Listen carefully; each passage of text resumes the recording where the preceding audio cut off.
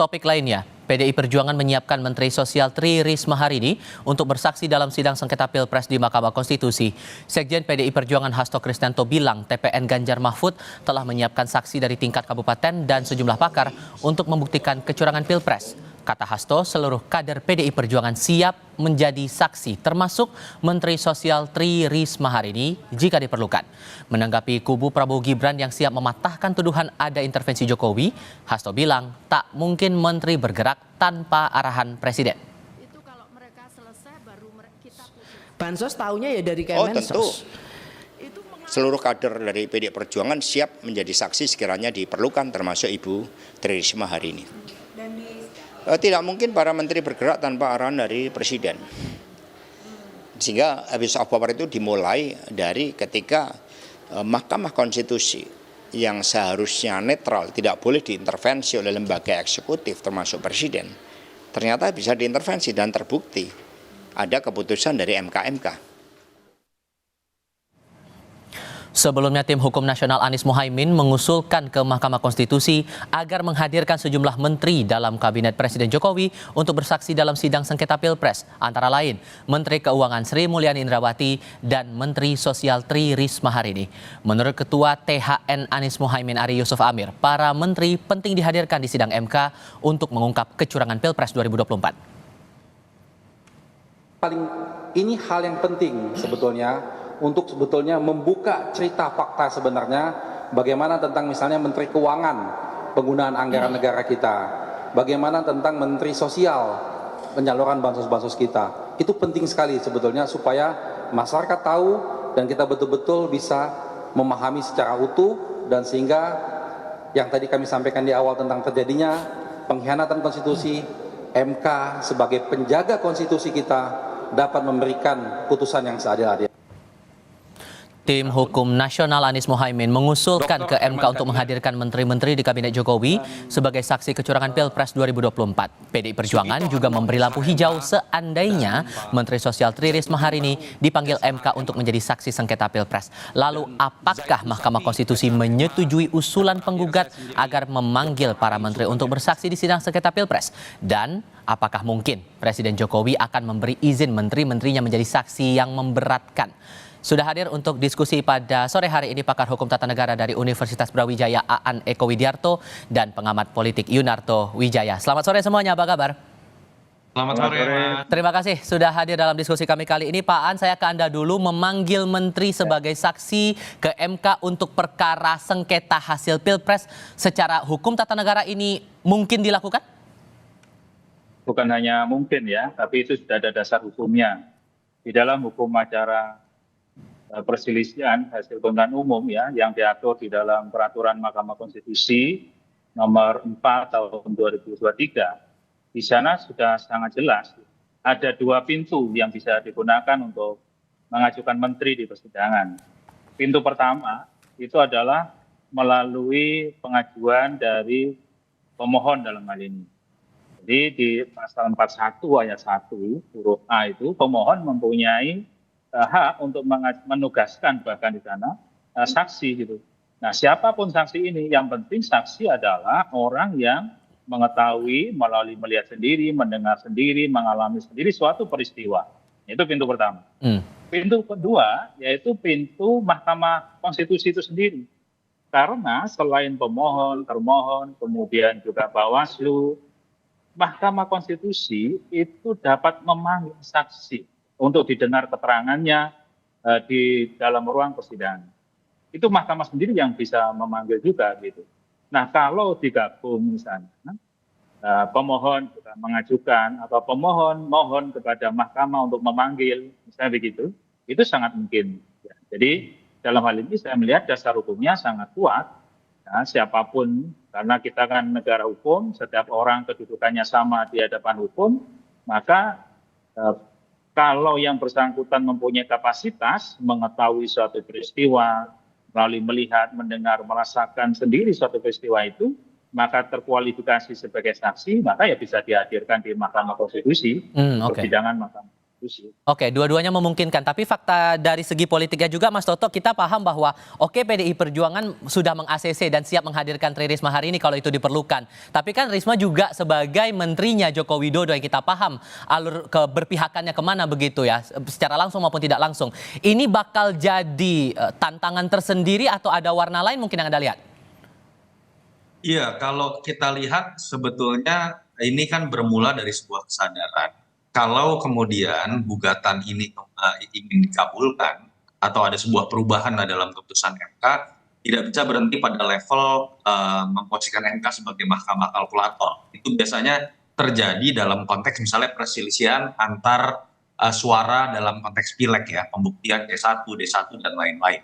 Karena memang apa yang menjadi perdebatan dan pro kontra selama proses pemilu presiden 2024 ini kan prosesnya yang dianggap akan mempengaruhi hasil.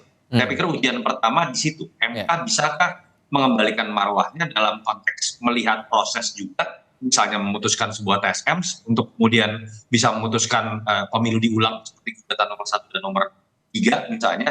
Dan dalam bagian proses itulah memang ada kunci yang menarik ketika kemudian ada beberapa kebijakan yang dianggap sebagai bagian dari sesuatu yang sifatnya TSM tadi terkait dengan kecurangan. Misalnya bansos, kalau kita berbicara mengenai Ibu Risma atau Ibu Sri Mulyani misalnya yang diajukan namanya untuk menjadi saksi ya. Dan yang menarik kan di situ adalah kalau saya baca dari tim hukumnya Amin mengatakan mereka tidak punya kuasa nih untuk kemudian mengajukan nama Sri Mulyani dengan Tri Risma hari ini. Mungkin dari 03 karena PDI Perjuangan bisa meminta Tri Risma hari ini karena memang kader PDI Perjuangan. Tapi kemungkinan dapat izin nggak tuh dari Presiden Jokowi kalau dijadikan saksi menurut Anda?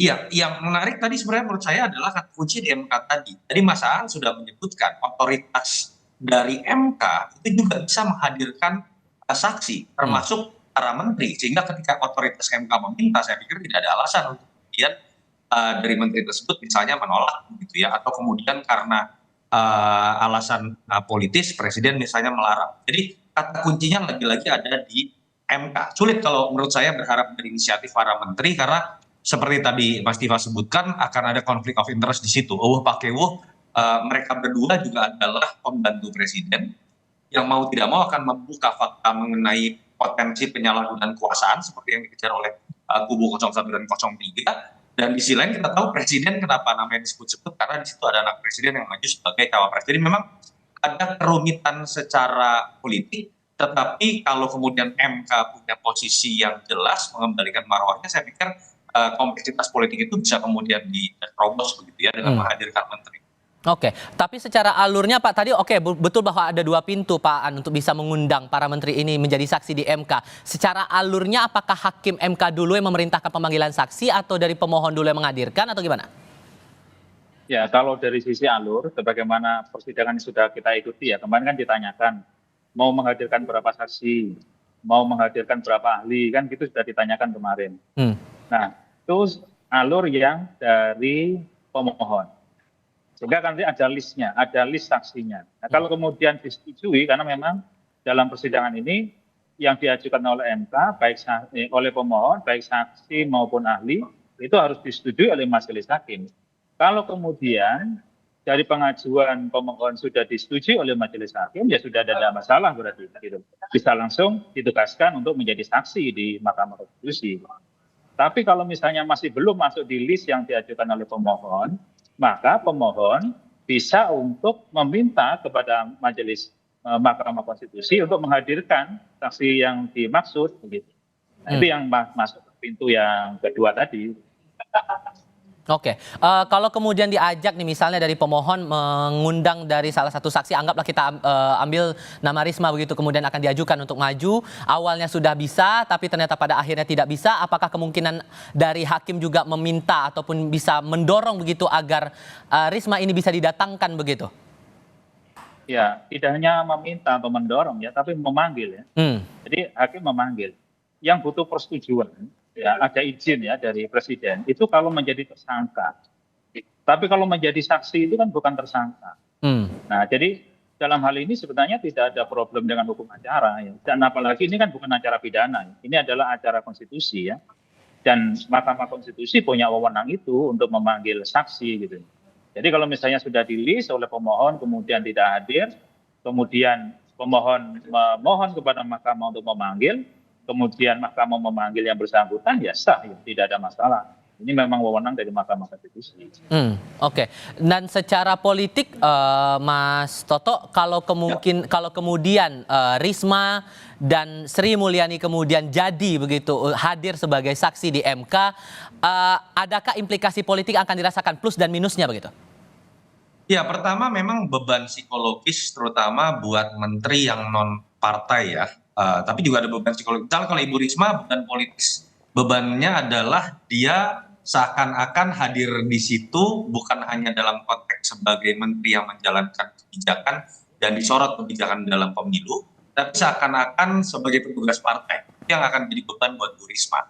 Kalau untuk Ibu Sri Mulyani, bebannya ya seakan-akan mungkin nanti akan ada yang menuduh kalau Ibu Sri Mulyani ini kok condongnya ke 01 dan 03. Nah itu yang menurut saya akan jadi beban politik. Artinya kata kuncinya menurut saya memang ada di MK.